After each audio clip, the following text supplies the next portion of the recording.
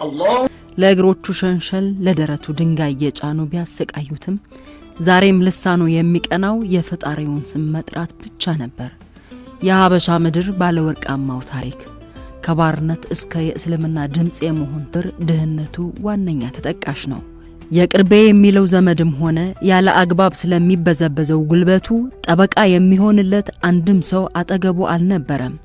እንዲሁ ለመዳከር የተፈጠረ እስኪመስል ድረስ ጉልበቱ በስራ ድካም ዝሏል።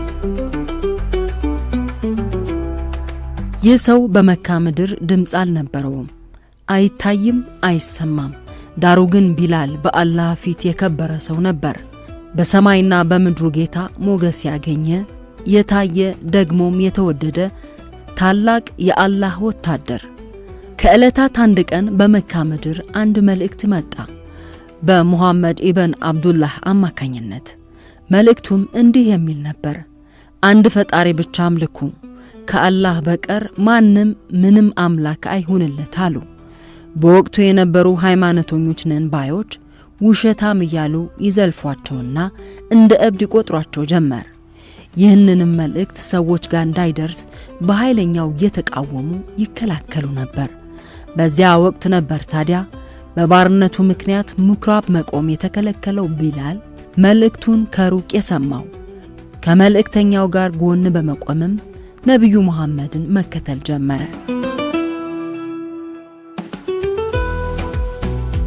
ቢላል ብዙ ማውራት ሐሳብ መስጠትም አይወድም። በእርጋታ መራመድ፣ በጸጥታ መኖር፣ በማስተዋል መመላለስ ግን መለያ ባህሪው ነው። ሁሌም ግን የአላህን ስም ሳይጠራ አይውልም አያድርም። አሐድ አሐድ ዋን ዋን ለሰው ሳይሆን ወደ ፈጣሪው የሚጮኸው ባሪያ ድምጹ ከነገስታት በላይ ይሰማ ነበርና ይህንን የረበሸው ገዢው ኡማያ ኢብን ለምን የአላህን ስም ትጠራለህ ብሎ በቁጣ እያንገላታ እጅና እግሩን ጠፍሮ በማሰር በመካ ጎዳናዎች ላይ እያንገላታ ያሰቃየው ነበር። በስተመጨረሻም ወደ ምድረ በዳ ወስዶ ይሄ ነው በማይባል መከራ አበሳውን አሳየው። የኔ ነው የሚለውም ጌታ እያሳየ ጌታ ይሄ ነው ኡዛ እያልክ ጥራ፣ ፈጣሪ ይሄ ብቻ ነው እያለ ሲያሰቃየው፣ ቢላል ግን በስቃዩ ውስጥ የማይለወጠውን የአላህ ስም ብቻ ነበር የሚጠራው። አሐድ አሐድ ዋን ዋን እስልምና በነገሮች ያልተመሰረተ አላህን ብቻ የመስበክ ስለመሆኑ በግርፋት ብዛት ራሱን የሳተለትም በእውኑም የሚጠራው የዚህን የአላህ ስም ብቻ ነበር። ከሚያሰቃዩት ሰዎች መሃል ግን አንድ ሰው ብቅ አለ። አቡበከር አስሰዲቅ የተባለ ኡማያህ ከተግባሩ እንዲቆጠብና ልጁን ነፃ እንዲለቀው ጠየቀው። ኡማያህም እምትፈልገው ከሆነ ግዛው አለው። አቡበከርም ቢላልን የሚከፈለውን ከፍሎ ከግርፋቱና ከስቃዩ ነፃ አወጣው። ከዛሬ ጀምሮ አርነትህ ታውጇል አለው። በመካ ምድርም ከፍተኛ የሆነ የምድር መናወጥ ተፈጠረ። ቢላል ነፃ ከወጣ በኋላ ነብዩ መሐመድን መከተሉ አላቆመም። በሄዱበት ሁሉ ይከተላቸው ነበር። መስጂድ ሲገቡም ሆነ በሌላ ስፍራ ከጀርባቸው አይጠፋም። ነብዩ መሐመድ ሲገፉ፣ ሲሰደቡ፣ ሲንገላቱ ሁሌም አብሯቸው አለ። ነገር ሁሉ ትቶ እንዳልተፈጠረ በመርሳት ለጠላቶቹ መዳኛ ይሆን ዘንድ መስጂድ ሲገነባ ከነብዩ ጋር በመሆን ብዙ ዋጋ ከፍሏል።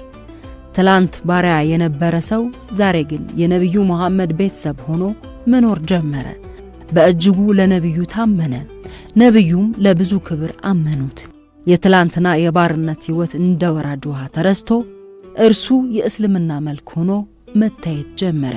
በዚህ ታላቅ የእስልምና እምነት ሂደት እንዴት ህዝቡን በአንድነት መጸለይ እንዳለበት ሲያስቡ ቢላል በህልሙ ያየውን ነገር ያንኑ እንዲያደርግ ነብዩ ነገሩት።